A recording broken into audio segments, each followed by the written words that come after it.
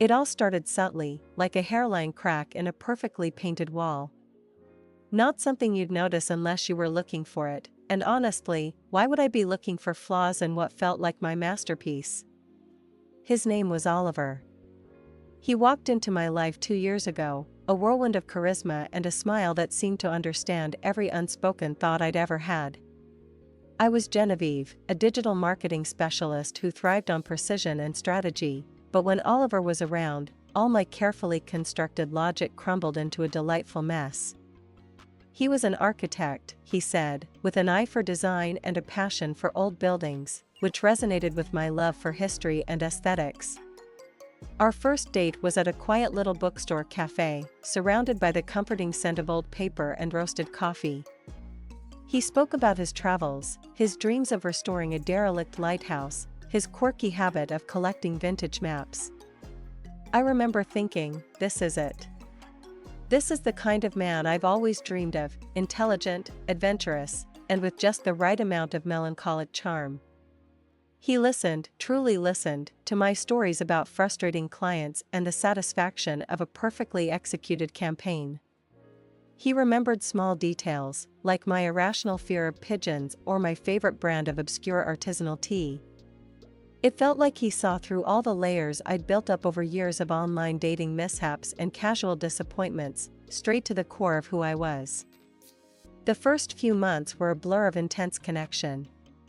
We spent weekends exploring antique markets, hiking trails with breathtaking views, and cooking elaborate dinners in my small but cozy apartment.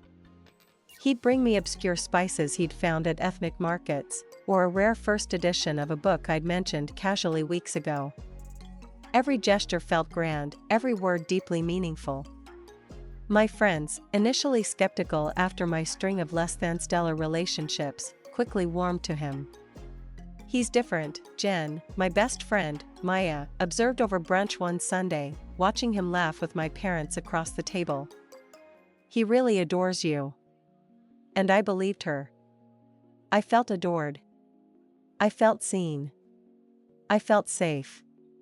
He integrated seamlessly into my life, becoming the missing piece I hadn't even realized I was looking for. We talked about everything, our childhoods, our fears, our grand plans for the future. He spoke of his family with a certain vagueness, mentioning a distant sister and a deceased mother, which I attributed to a private nature, something I admired. He was always busy, working long hours on various architectural projects, often traveling for client meetings. He'd tell me stories of challenging clients, intricate blueprints, and the satisfaction of seeing his visions come to life. I admired his dedication, his ambition. I admired everything about him. The small gestures of affection, the way he'd trace patterns on my arm while we watched movies, the way he'd leave little handwritten notes on my pillow before he left for early morning meetings. It was a romance plucked straight from the pages of a novel, and I, Genevieve, the pragmatic digital strategist, was living it. I remember one evening, curled up on the sofa, a storm raging outside, his arm wrapped around me. He whispered about our future, about finding a small cottage by the coast, designing it together, maybe even starting a family. My heart swelled. It wasn't just words, it was a feeling of absolute certainty. This was my person.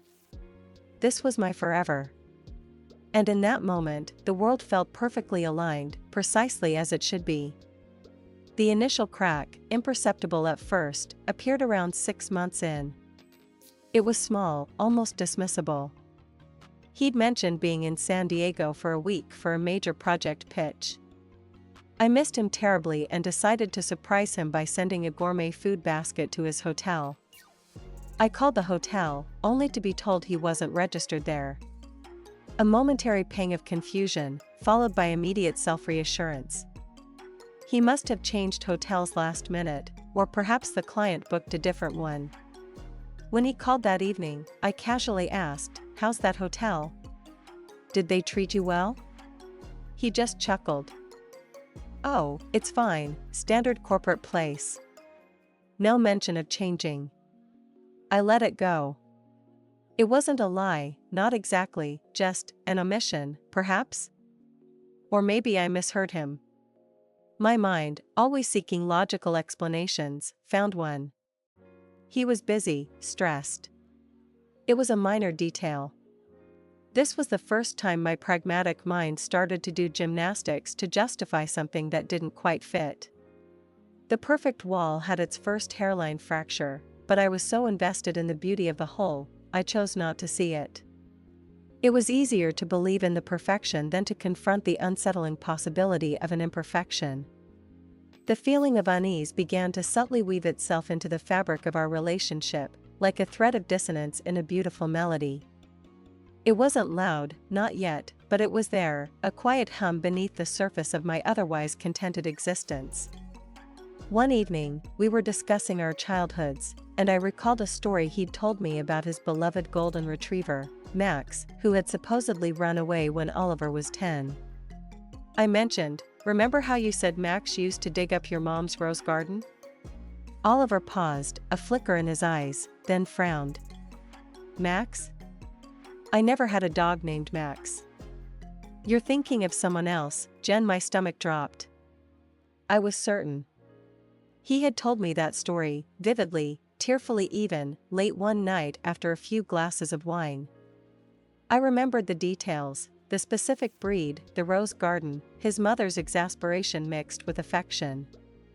"No, Oliver, you did," I insisted, my voice laced with a confusion that bordered on desperation. "You told me about it after we watched that dog movie, remember?" He sighed, a patronizing sound that instantly made me feel foolish. "Genevieve, you have such a vivid imagination. I've always been allergic to dogs, remember? My family never had one." He even gave a slight, theatrical sniffle. My mind raced, frantically trying to reconcile the two realities. Had I imagined it? Was my memory truly that faulty? The thought was terrifying. I knew I wasn't prone to misremembering significant details, especially not something he'd shared so intimately. But his conviction was absolute, his gaze unwavering, making me doubt my own sanity. I felt a prickle of shame for even questioning him. He was so calm, so logical. Maybe I was just being dramatic. This was the first full-blown gaslighting incident, though I didn't have the term for it then. I just felt a profound sense of self-doubt and a subtle shift in our dynamic. It felt like he was gently, patiently, correcting my flawed perception of reality. Over time, these small corrections became more frequent. He'd deny saying something he clearly had, or accuse me of being overly sensitive when I brought up a concern. "I never said that, General, you must be misremembering, or why are you always looking for problems where there are none? It's exhausting." He'd deliver these lines with a soft voice, a concerned expression, making me feel like I was the one who was being unreasonable, irrational. My friends, though still supportive, started noticing my growing anxiety. Maya, ever perceptive, asked one day, "Are you okay, Jen? You seem a little muted lately. And you've canceled on us a few times." I'd brush it off, mumbling about work stress or a slight cold. The truth was, Oliver had started to subtly discourage my social outings. Not overtly, but with passive-aggressive comments like, "Oh, you're going out with Maya again? I thought we were going to have a quiet night in, or your friends seem to demand a lot of your time. Are you sure they truly understand your need for peace?" He'd make me feel guilty for wanting independent time, suggesting that my time with him was more valuable, more important. Slowly, imperceptibly, I started to prioritize his needs, his desires, over my own. My world began to shrink, centered almost entirely around him. My once vibrant social calendar thinned out. My painting easel gathered dust in the corner. Even my work, once a source of immense satisfaction, felt less engaging as my thoughts became consumed by the subtle shifts in our relationship, the constant internal negotiation of what was real and what wasn't. The hairline crack was now a visible fissure, and I was desperately trying to patch it up with hope and denial, convinced that if I just understood him better, or loved him harder, or was less sensitive, everything would return to the perfect picture it once was. The terrifying realization that the Max story, and countless others, had been fabricated, felt like a betrayal of my very own memory, a theft of my inner landscape. But Oliver's calm denial was so convincing, so absolute, that it forced me to question my sanity, the very bedrock of my perception. I started to record things, small details, in my phone's notes app, just for myself, a secret archive of conversations, a desperate attempt to hold on to reality. It was a coping mechanism, but also a dark sign of where things were heading. I was becoming an unreliable narrator of my own life, and he was the one holding the pen. The constant erosion of my self-perception continued, each incident a tiny hammer blow against my confidence. I felt like I was walking on shifting sand, every step uncertain. Oliver's narrative became the dominant one, and mine, if it diverged, was met with patient, yet firm, correction. My thoughts, once clear and logical, became muddled, clouded by an incessant hum of self-doubt. "You're overthinking it, General, you always do," he'd say, a gentle hand on my cheek, as if comforting a child. Or, "I love how passionate you are, but sometimes you let your emotions run away with you." He made me feel like my feelings were a burden, my intuition a flaw. I started second-guessing everything. Did I lock the door? Did I send that email? Was that really what he said last night?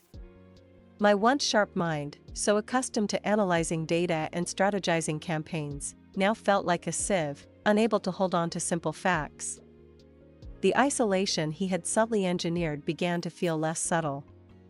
Calls from Maya and other friends went unanswered. My excuses became flimsier.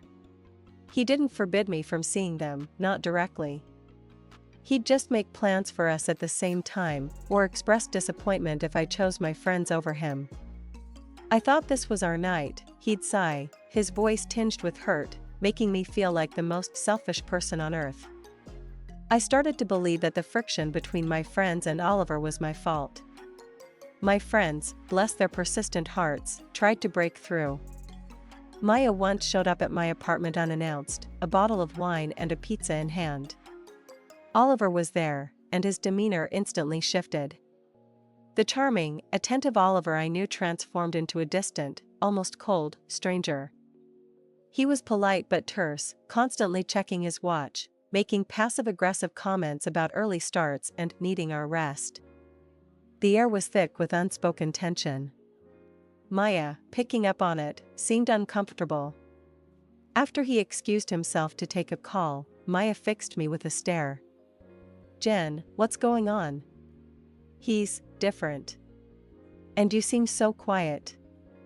I just shook my head, tears welling up. "It's nothing, Maya. Just stress. Work." I couldn't articulate it. "How do you explain that the man you love is systematically dismantling your reality, bit by bit? How do you admit that you feel like you're losing your mind?" It felt like a confession of weakness, a failure to cope with something I should be able to handle. The idea of anyone else seeing the cracks in my perfect life was unbearable. I was ashamed, and Oliver, in his own insidious way, had instilled that shame within me. He'd occasionally hint at my issues, my supposed anxiety, my tendency to dramatize things. He was creating a narrative where I was the problem, and he, the patient, loving partner, was simply trying to help me navigate my own shortcomings. I started to believe it. I'd find myself apologizing for things I hadn't even done, just to smooth over perceived tensions. My sleep suffered. I'd lie awake, staring at the ceiling, replaying conversations, trying to piece together the inconsistencies. My appetite waned. My vibrant, organized life became a chaotic internal battlefield. The digital marketing strategist, who once commanded complex campaigns with confidence, was losing her grip on her own narrative. Her own identity. My phone, once filled with cheerful messages from friends, was now mostly silent, save for Oliver's occasional texts, often demanding attention or subtly chastising me for something. He had become my entire world, and it was a world that was steadily shrinking, leaving me isolated and adrift. The memory of the Max story, the dog that never existed, haunted me. It was a tiny, nagging voice in the back of my head, a whisper that refused to be silenced, even as Oliver's voice grew louder, more authoritative, defining my reality for me. I was a prisoner in a gilded cage, built by a man who had once promised me the world. The internal conflict escalated, a relentless war waged within the confines of my own mind. I knew, somewhere deep down, that something was profoundly wrong, but the fear of losing Oliver, of admitting I had been so wrong about him, was paralyzing. I clung to the memories of the perfect beginning, the charming, attentive man who had swept me off my feet. I rationalized his behavior, convinced myself that if I could just be more understanding, less demanding, less sensitive, then the old Oliver would return. The emotional toll was immense. My anxiety was a constant companion, a tightening knot in my chest that rarely loosened. I'd wake up in the middle of the night, heart pounding, convinced I'd forgotten something crucial or had said the wrong thing. My dreams were a chaotic mess of arguments and confusing scenarios, leaving me exhausted even after hours of sleep. One particularly vivid dream had Oliver standing over me, erasing my face from a mirror, leaving a blank space where I should have been. I woke up in a cold sweat, the image seared into my mind. I started avoiding certain topics, certain questions, if I thought they might trigger one of his corrections. It was a survival mechanism, a way to maintain a fragile peace, but it chipped away at my authenticity, my ability to express myself freely. My voice, once confident and articulate, became hesitant, smaller. I'd find myself rehearsing conversations in my head, trying to anticipate his reactions, to formulate my words in a way that wouldn't provoke his disapproval or his dismissive sigh. It was exhausting. I felt like I was constantly performing, constantly trying to be the version of Genevieve he wanted, rather than the Genevieve I truly was. My physical health began to suffer. Persistent headaches became a daily occurrence. My usually clear skin broke out. I started losing weight, not intentionally, but because the anxiety had stolen my appetite. Friends who managed to reach me, despite my increasing reclusiveness, commented on my appearance. "Jen, you look so tired," Maya said, her brow furrowed with concern during one of our rare video calls. "Are you getting enough rest?" I'd force a weak smile, "Just a lot on at work, you know." The lie felt heavy on my tongue. I desperately wanted to confide in her, to scream about the suffocating feeling, the constant confusion, but shame held me captive. How could I admit that the man I'd paraded as my soulmate was making me feel like a ghost in my own life? It felt like a personal failing. I'd scroll through old photos of us, from the early days, trying to find the man I fell in love with, the bright-eyed, genuine Oliver. But even those memories began to feel tainted, warped by the present reality. Was he always like this, and I just didn't see it? Was I so desperate for love that I had completely hallucinated his goodness? The thought was terrifying, a betrayal not just by him, but by my own judgment. I even considered therapy, briefly. I looked up a few names, scrolled through their websites, but then the voice of Oliver echoed in my head, "You just need to relax, General, you're always looking for problems." He had convinced me that any emotional distress I felt was a personal failing, a sign of my own inherent instability, rather than a reaction to his behavior. The idea of presenting my problems to a stranger felt overwhelming, an admission of defeat. So, I continued to wrestle with the demons alone, in the quiet confines of my apartment, in the sleepless hours of the night. The thought of confronting him, of laying out all the inconsistencies, all the moments of doubt, was too terrifying to contemplate. What if he just denied everything, again? What if he made me feel crazy, again? The cycle of questioning, doubting, and then retreating into silence was becoming my new normal, a suffocating pattern that was slowly extinguishing my spirit. The vibrant Genevieve, the one who loved strategizing and conquering digital landscapes, was fading, replaced by a shadow of her former self, constantly on edge, constantly afraid. The surface calm of our relationship was shattered one blistering summer afternoon. It wasn't a slow burn, it was an explosive detonation that ripped through my carefully constructed facade of denial. Oliver and I were at a charity art auction, an event I had meticulously planned to attend with him for weeks. I was dressed in a sleek navy jumpsuit, feeling a rare flicker of my old confidence, ready to network and enjoy the vibrant energy of the art scene.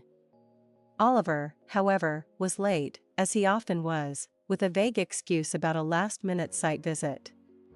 When he finally arrived, nearly an hour into the event, he looked flustered, his usual polished charm slightly askew. He mumbled an apology, kissed my cheek, and almost immediately started scanning the room, looking over my shoulder. It made me feel invisible, a familiar sensation. I was mid-sentence, explaining the nuances of a contemporary piece, when I saw it. Across the crowded room, near the canapes, a woman, elegant, with a striking red dress and fiery auburn hair, caught his eye. He stiffened, and a subtle, almost imperceptible shift in his body language occurred. It was enough. My intuition, long suppressed, screamed. He didn't just glance, he froze, his eyes locked onto her with an intensity that sent a jolt of ice through my veins. The woman, too, seemed to recognize him. Her initial look of surprise morphed into a subtle, knowing smile. And then, he did something that made my blood run cold. He subtly, almost imperceptibly, nodded at her. Not a friendly nod, but a conspiratorial one, a silent acknowledgement of a shared secret. My breath hitched. My heart started to pound a frantic rhythm against my ribs. I turned to him, my voice barely a whisper. "Oliver, do you know that woman?" He flinched, startled, his eyes darting back to me, his face instantly recomposing into a mask of polite indifference. "Who?" "Oh, her? No idea. Probably a client or something I met once." He said it too quickly, too dismissively. And then, he did something else. He tightened his grip on my arm, pulling me closer, almost possessively, turning me away from the woman. "Let's go look at the sculptures, darling. That's what you like, isn't it?" His voice was sugary, too sweet, a stark contrast to the sudden chill I felt. My mind, usually so sharp, felt sluggish, trying to process the disconnect between his words and his actions. The woman, meanwhile, had begun to move away, her eyes briefly meeting mine. There was a fleeting moment of something, pity? Sympathy? In her gaze before she disappeared into the crowd. I felt a surge of nausea. I spent the next half hour in a haze, pretending to examine sculptures, but my eyes kept scanning the room for the woman in the red dress. Every casual glance from Oliver towards that part of the room felt like a fresh stab. The atmosphere, once vibrant, now felt suffocating. I couldn't breathe. The subtle red flags, the gaslighting, the shrinking world, they all coalesced into this one horrifying, undeniable moment. It wasn't just a misremembered dog, or a cancelled hotel reservation. This was something tangible, a visible crack in the foundation, a gaping wound. The realization was a physical blow. He wasn't just gaslighting me, he was hiding something far more sinister. He was lying. Deeply. The anger, hot and sharp, began to cut through the confusion. I felt a fury I hadn't known I possessed. How many times had he lied? How many times had I doubted myself for his convenience? The thought was unbearable. I needed to get out. I mumbled something about feeling unwell, pulled my arm from his grasp, and walked, almost ran, out of the gallery, leaving Oliver bewildered in the middle of the room. The elegant navy jumpsuit felt like a costume, a ridiculous pretense. Outside, the summer heat felt oppressive, matching the inferno raging inside me. I hailed a cab, shaking uncontrollably, the image of the woman's fleeting look, Oliver's possessive grip, and his too quick denial replaying like a broken record in my mind. The entire 2 years felt like a lie, a carefully constructed illusion, and I, Genevieve, the astute digital strategist, had been the biggest fool of all. The revelation wasn't a gentle awakening, it was a brutal, violent shove off a cliff into the abyss of truth. And the freefall had just begun. The freefall was terrifying, exhilarating in a perverse way, but mostly just cold. I hailed a cab, but the moment I slumped into the back seat, my carefully maintained composure shattered. Tears, hot and uncontrollable, streamed down my face. My breath hitched in ragged gasps. The cab driver, bless his heart, gave me a sympathetic glance in the rearview mirror and just drove in silence. I didn't care where he was going. I just needed to be away from Oliver, away from the suffocating air of lies and pretense. My apartment, when I finally reached it, felt both alien and strangely comforting. The objects within it, once shared with Oliver, now seemed to mock me with their silent complicity. His toothbrush in the holder, the book he was reading on my nightstand, the framed photo of us smiling brightly on a hike, each one felt like a fresh stab, a physical manifestation of the deceit. I wanted to smash them all, to obliterate every trace of him from my life. Instead, I sank onto the living room floor, still in my elegant jumpsuit, the fabric feeling tight and restrictive, and let out a guttural sob that tore through my throat. It wasn't just sadness, it was a profound, bone-deep ache of betrayal. The realization that I had spent 2 years of my life, 2 precious years, in a carefully orchestrated illusion, was almost too much to bear. Every tender moment, every shared dream, every comforting word, were they all lies? Was he an actor, and I, the gullible audience? The humiliation burned, a searing heat that spread through my entire being. How could I have been so blind? So foolish? I prided myself on my intelligence, my ability to read between the lines, to identify patterns, to spot deception in the data. And yet, I had fallen for it, hook, line, and sinker. The thought of confronting him, of hearing his denials and his gaslighting, felt unbearable. I knew what he would say. He would twist it, make me out to be the jealous, insecure one, the one with the imagination. He would tell me I was overreacting, that I was crazy. And for a terrifying moment, I wondered if I was. Maybe I was just seeing things. Maybe I was imagining the whole thing. But then, the image of the woman in the red dress, her fleeting glance, his conspiratorial nod, his possessive grip, it solidified in my mind, an undeniable truth that resonated deep within my gut. This wasn't imagination. This was real. And it was ugly. I lay there for what felt like hours, a crumpled heap of despair, the world outside my window blurring into an indifferent hum. My phone, which I had forgotten in my rush to escape, buzzed intermittently with calls and texts from Oliver. I couldn't bring myself to look at them. I knew they would be a barrage of innocent questions, feigned concern, carefully crafted attempts to lure me back into his web. I felt physically ill. My body ached with a fatigue that no amount of sleep could cure. The exhaustion of constantly walking on eggshells, of constantly battling my own perception, had finally caught up to me. The Genevieve who had confidently walked into that art auction just hours earlier felt like a distant, naive stranger. This new Genevieve, raw and broken, was exposed, vulnerable, stripped of all her carefully constructed defenses. I reached for my phone, not to call Oliver, but to call Maya. My fingers hovered over her name, then hesitated. Shame. How could I tell her? How could I explain the depth of the deception, the absolute disintegration of my reality? But then, a flicker of something else, a primal need for connection, for someone to witness my pain, to confirm that I wasn't, in fact, going crazy. With a trembling hand, I finally pressed call. Maya answered on the second ring, her voice laced with concern. Jen? Where are you? Oliver just called me. He said you ran off from the auction, that you were feeling unwell. What's going on? Her words, though full of worry, were a lifeline. I took a shaky breath, the dam finally breaking. Maya, I choked out, the word barely audible through my sobs, he's a liar. All of it. Everything. And in that moment, admitting the truth out loud, even to my best friend, was the first tentative step out of the abyss, a painful but necessary movement towards reclaiming my fragmented self. Maya was at my door within 20 minutes, a worried frown etched on her face, but her eyes were full of unwavering support.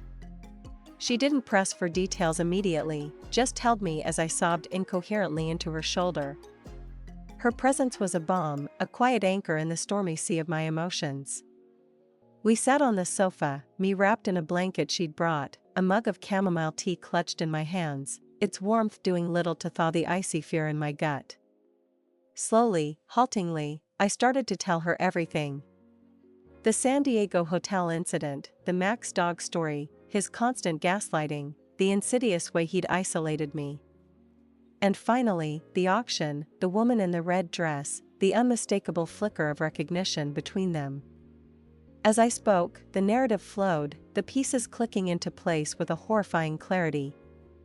It wasn't just a string of isolated incidents, it was a pattern, a deliberate, cruel manipulation. Maya listened, her expression shifting from concern to shock, then to a quiet, simmering anger. When I finished, the apartment was silent except for my ragged breathing. She took my hand, her grip firm and reassuring. "Jen," she said, her voice low and steady, "you are not crazy. He is a master manipulator. This is not your fault. None of it." Her words, simple yet profound, were a lifeline, pulling me back from the brink of total self-recrimination. For the first time in months, I felt truly seen, truly validated. The shame that had choked me slowly began to dissipate, replaced by a cold, hard anger. Oliver's calls and texts continued throughout the night, a relentless assault on my phone. They started with feigned concern, "Jen, are you okay? I'm worried about you." Then they escalated to mild frustration, "Why aren't you answering? This isn't like you."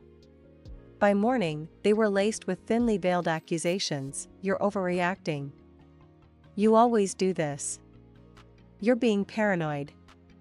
Maya intercepted them, responding with a curt "Genevieve needs space. Do not contact her." I watched her type, a surge of fierce protectiveness washing over me. This wasn't just about me anymore. This was about defending my sanity, my reality. The immediate aftermath was a blur of emotional exhaustion. I took a few days off work, telling my manager it was a personal emergency. Maya stayed with me, sleeping on my sofa, making sure I ate, gently coaxing me to talk, or just sitting in comfortable silence. My parents, when Maya finally convinced me to call them, were heartbroken but supportive. My dad, usually a man of few words, simply said, "We love you, honey. We'll help you through this." Their unwavering belief in me, their willingness to accept my fragmented story without judgment, was another pillar of strength. During those first few days, the initial shock gave way to a deeper, more profound grief. It was the grief for the relationship I thought I had, the future I had imagined, the man I believed Oliver to be. It felt like a death, the cruelest kind, because the person was still alive, living a lie that had entangled me. I replayed every memory, every conversation, every intimate moment, filtering them through this new, brutal lens of truth.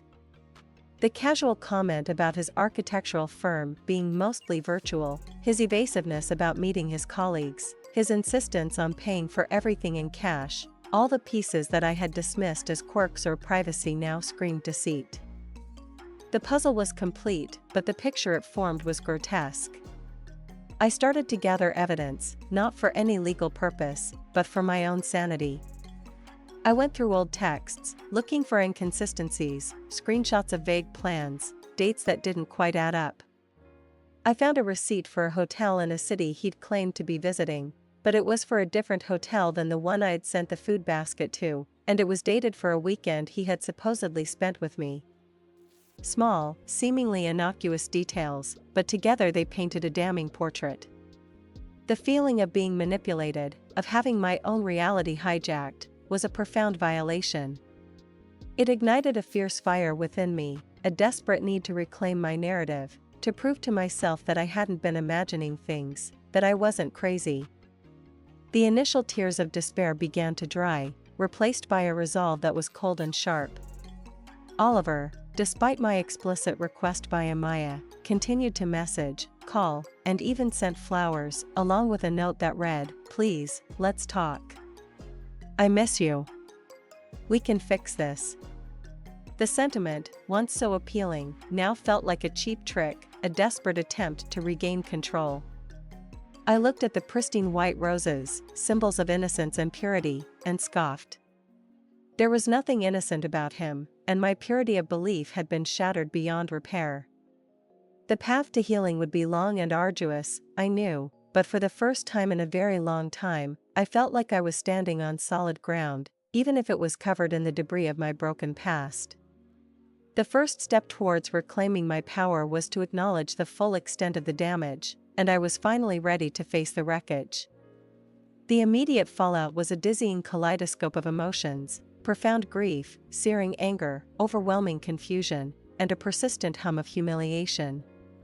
My body felt heavy, as if carrying an invisible burden, and my mind, though slowly clearing, still replayed scenes from our past with the horrifying clarity of a newly discovered truth.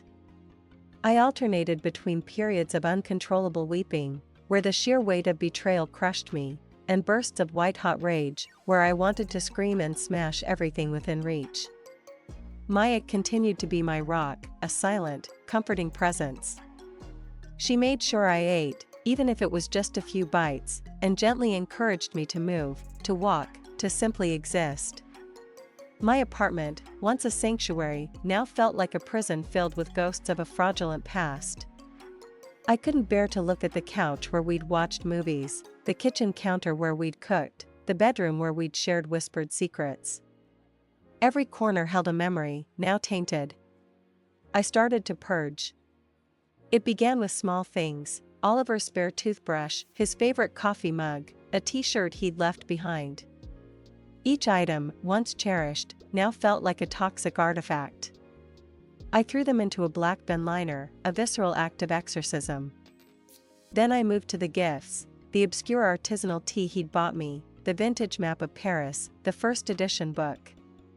Each one had been a symbol of his supposed understanding, his unique connection to me. Now, they felt like props in a cruel play. Some went into the bin, others into a box to be donated. The process was agonizing, each discarded item tearing at a fresh wound, but it was also cathartic, a physical manifestation of my desperate need to create space, to breathe again. My friends, once distant due to Oliver's subtle isolation tactics, rallied around me. Maya had discreetly informed them of the situation, sparing me the painful retelling. They didn't pry or judge. They just showed up. Meals appeared at my door, accompanied by quiet hugs and gentle smiles. My friend Liam, usually reserved, sent me a simple text: "Thinking of you, General, we're here." It was a small gesture, but it meant the world. Their unwavering support was a stark contrast to Oliver's manufactured care, and it helped solidify my understanding of true connection. The hardest part was facing the anger. It wasn't just anger at Oliver, though that was incandescent. It was anger at myself. Anger for being so naive, so trusting, so willing to dismiss my own intuition. Anger for allowing myself to be gaslight, for letting my world shrink, for losing my voice. This self-directed anger was insidious, far more damaging than the anger directed at him. Maya, sensing my internal struggle, gently suggested, "It's okay to be angry, General, and it's okay to be angry at yourself, but don't stay there. He stripped you of your power, but you're taking it back now." Her words resonated. I started to understand that this wasn't about weakness, but about a cruel system of manipulation designed to make me feel weak. I wasn't stupid, I was targeted. The subtle distinction was vital. The replaying of events continued, but with a new objective. Instead of agonizing over what I'd missed, I began to search for patterns, for the exact moments when his lies had taken root. I remembered him always being vague about his family, saying they were private people. He never introduced me to a single colleague, always claiming his work was too sensitive for social mixing. He had claimed he was an only child, but then, during an offhand conversation, mentioned his older sister's wedding. When I'd questioned him, he'd simply said, "Oh, I meant a cousin, you know how families are," and I had accepted it. The sheer audacity of his deception, the depth of his fabrication, was staggering. It felt like I had dated a phantom, a meticulously crafted illusion. The realization solidified my resolve. There was no fixing this, no going back to the imaginary perfect beginning. The only way forward was through, to acknowledge the wreckage and begin the arduous process of rebuilding. The silence from Oliver, after Maya's firm message, was temporary. A few days later, he sent a long, rambling email, full of desperate pleas and elaborate justifications, punctuated by phrases like "I love you," and "please, let's work this out." He even mentioned the woman at the auction, claiming she was an old business associate he hadn't seen in years, and that my overreaction had mortified him. The blatant gaslighting, even after everything, was infuriating. I typed out a furious response, detailing every lie, every inconsistency, every moment of manipulation. My fingers flew across the keyboard, the words pouring out, fueled by righteous anger. Just before hitting send, Maya stopped me. "Don't, Jen," she said gently. "It won't change anything. He'll just use it to manipulate you further. Your peace is more important than his understanding." She was right. He wasn't interested in understanding, he was interested in control. I deleted the email. It was a small act of defiance, a silent reclaiming of my power.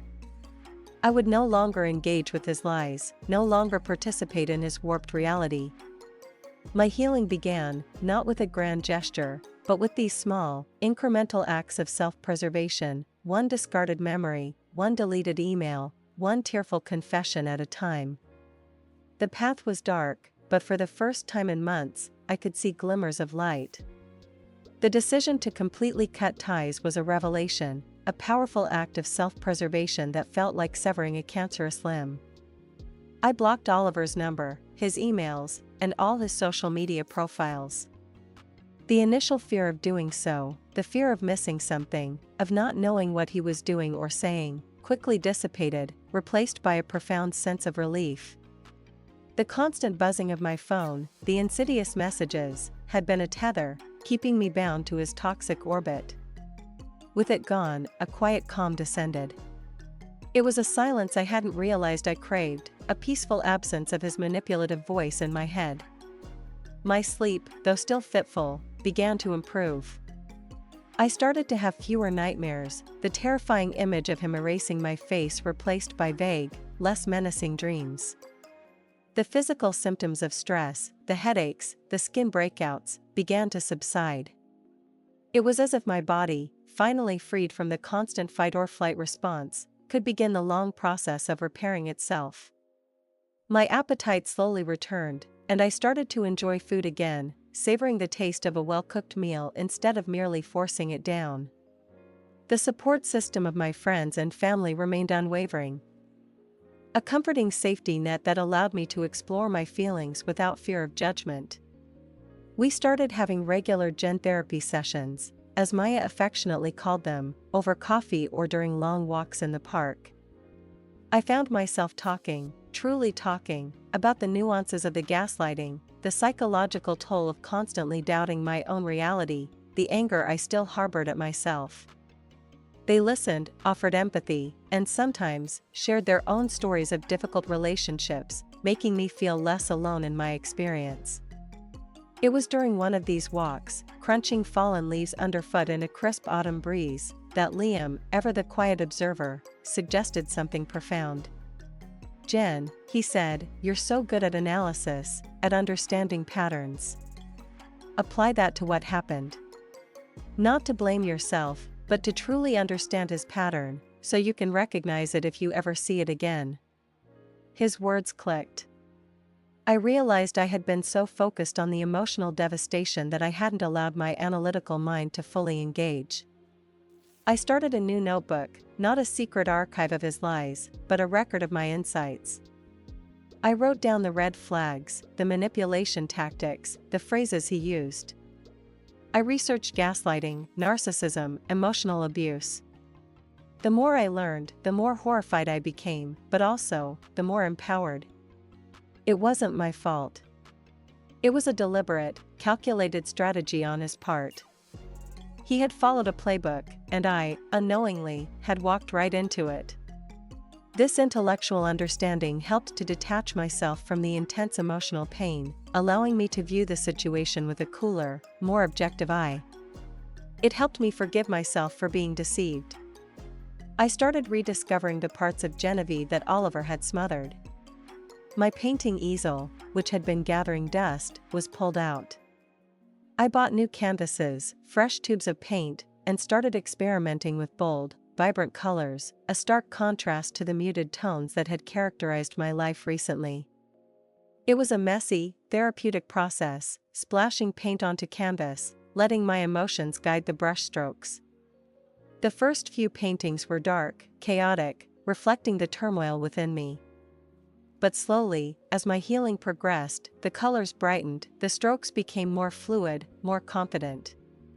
I started reading again, devouring books that had nothing to do with digital marketing or self-help, but purely for the joy of getting lost in a story.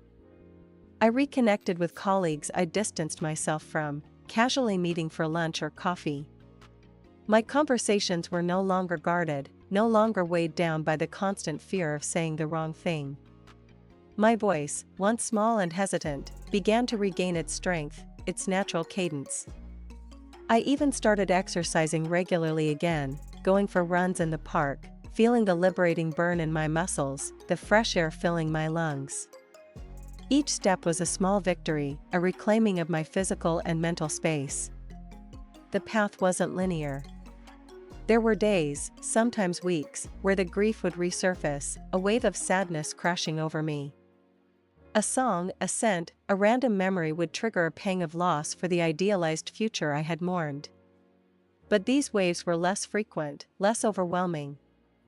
And each time they receded, they left behind a stronger, more resilient shoreline. I wasn't just surviving, I was actively rebuilding, brick by painful brick. The digital strategist, once lost in a fog of self-doubt, was finding her way back, guided by the compass of self-knowledge and the unwavering support of those who truly loved her. The concept of reclaiming my power wasn't just a cliché, it was a tangible, daily process, fueled by small acts of defiance and a growing understanding of my own intrinsic worth. And for the first time in a very long time, the future, though still uncertain, felt like an open canvas, ready for me to paint my own masterpiece. The journey of rebuilding was not a swift ascent, but a series of slow, deliberate steps up a winding, often treacherous path. There were days when the weight of what had happened threatened to pull me back down into the abyss of despair. Moments when a sudden memory, a fleeting scent, or a casual remark would trigger a fresh wave of grief for the person I thought Oliver was, and the future I had so naively envisioned. But each time, I found a new reserve of strength to push through. I started focusing intently on my work. The analytical demands of digital marketing, once a source of mild stress, became a welcome distraction, a familiar landscape where my skills were valued and my decisions mattered. I channeled my renewed focus into a particularly challenging client project, diving deep into data analytics, crafting intricate strategies, and presenting with a clarity and confidence I hadn't felt in years. The satisfaction of seeing my efforts yield tangible results, of being recognized for my intellect and competence, was a powerful antidote to the feeling of being diminished and manipulated. My colleagues, sensing a subtle shift in my energy, responded positively. My boss, Ms. Davies, who had always been encouraging, complimented my renewed drive.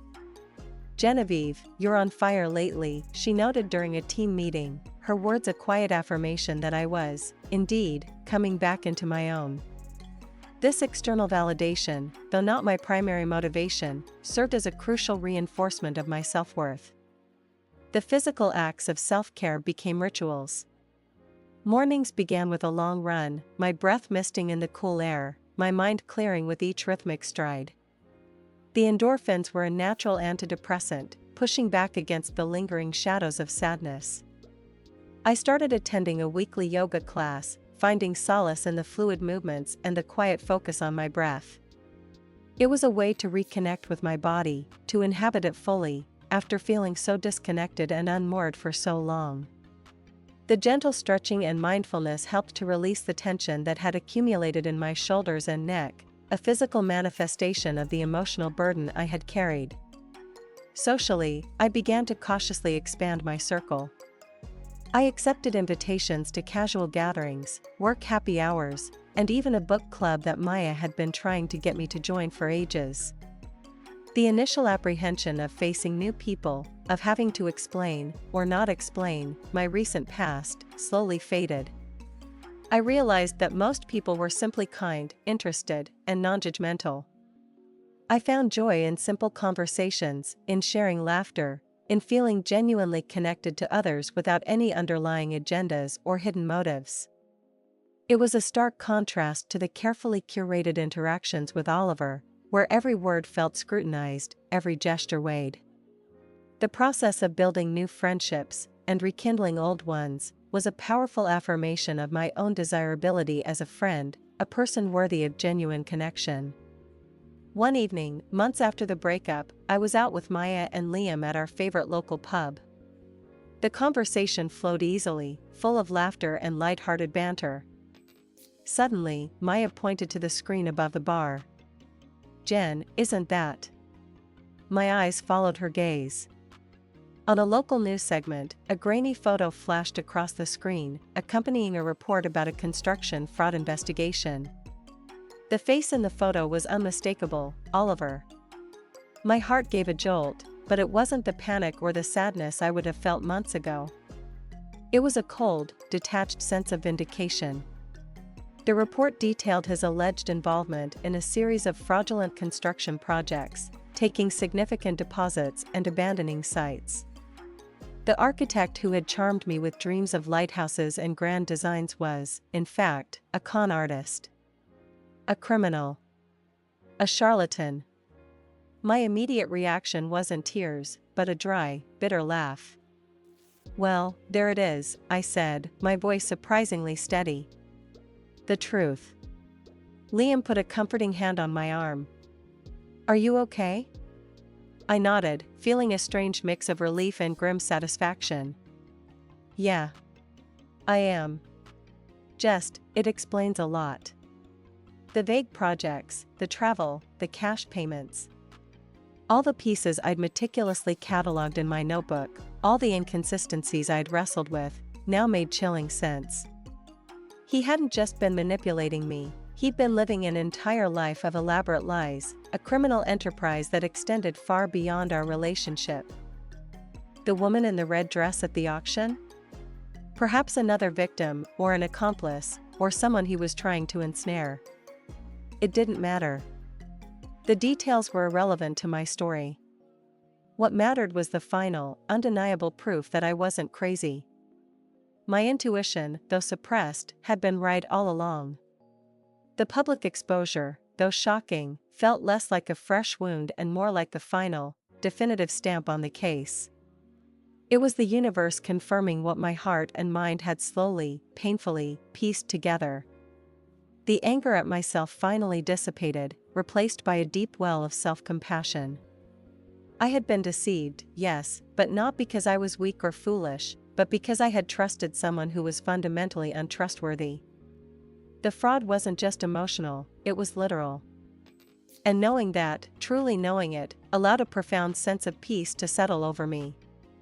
The path forward, though still my own to forge, felt lighter, unburdened by the phantom weight of his lies. The future wasn't just an open canvas, it was a canvas on which I could paint a future free from deceit, painted with the vibrant hues of truth and hard-won wisdom. The news report, flashing Oliver's face across the bar television, felt less like a shock and more like a final, definitive answer to a question I had already largely solved. The initial surge of anger, the humiliation, the profound grief for a future that never was, all of it had been processed, slowly, painfully, but thoroughly. What remained was a cold, clinical understanding of his pathology, and a quiet sense of vindication. It wasn't about me, it was about him, his inherent deceit, his chosen path of manipulation and fraud. My friends, Maya and Liam, watched me closely that night, their concern palpable. But I surprised them, and myself, with my calm reaction. "Honestly," I said, swirling the ice in my glass, "it just confirms what I already knew. It explains everything." We talked about it for a while longer, dissecting the layers of his lies, piecing together the true timeline of his deceptions. It was a macabre exercise, but a necessary one, to fully grasp the intricate web he had woven. The details of the construction fraud, the abandoned projects, the angry clients, it painted a picture of a man who was not just a romantic deceiver, but a serial con artist. This broader context dissolved any lingering doubts about my own judgment. I hadn't been an idiot, I had been a target, chosen by a professional liar. The self-blame that had gnawed at me for months finally released its grip. The following weeks and months were characterized by a steady, unwavering commitment to my own healing and growth. I continued my therapy sessions, delving deeper into the psychological impact of the gaslighting, working through the residual trust issues. My therapist, Dr. Ramirez, was instrumental in helping me reframe my experience, to see it not as a scar, but as a crucible that had forged a stronger, more resilient version of myself. We talked about boundaries, about recognizing red flags more acutely, and about the importance of self-compassion. I learned that my empathy and trusting nature were not weaknesses, but strengths that had been exploited. The goal wasn't to become cynical, but to become discerning. I started saying no more often, to extra work commitments that overwhelmed me, to social invitations that didn't genuinely appeal, to anything that felt like it was draining my energy without replenishing it. This newfound ability to set boundaries, to prioritize my own well-being, was liberating. It felt like I was finally taking ownership of my time, my energy, and my life.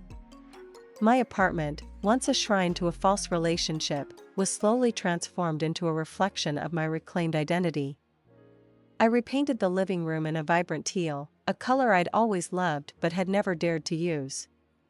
I rearranged furniture, brought in new plants, and hung a large, abstract painting I had completed myself, its bold strokes and bright colors a testament to my artistic reawakening. It was no longer a place where I felt trapped, it was a sanctuary, a canvas for my own expression. My social life flourished. I found myself genuinely enjoying the company of my friends, cherishing the authentic connections we shared. I joined a hiking group, exploring new trails every weekend, finding joy in the simple beauty of nature and the camaraderie of fellow adventurers. I even started dabbling in creative writing, pouring my experiences and observations into short stories, finding a new outlet for my emotions and a way to transform my pain into art. The thought of dating, once a source of anxiety, now felt distant, almost irrelevant. I wasn't actively looking for a new relationship, nor was I avoiding it.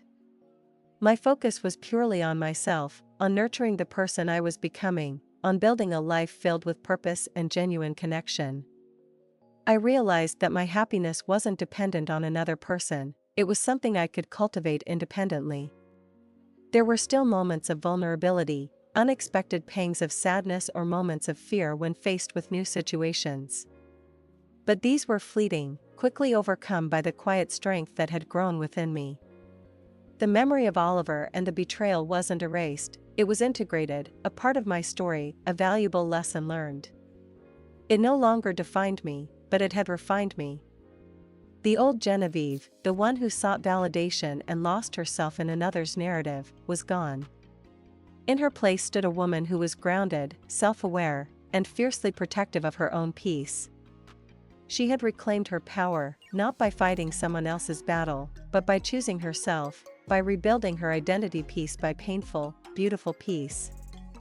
And in that reclamation, she found a freedom that was far more profound and enduring than any love Oliver had ever pretended to offer.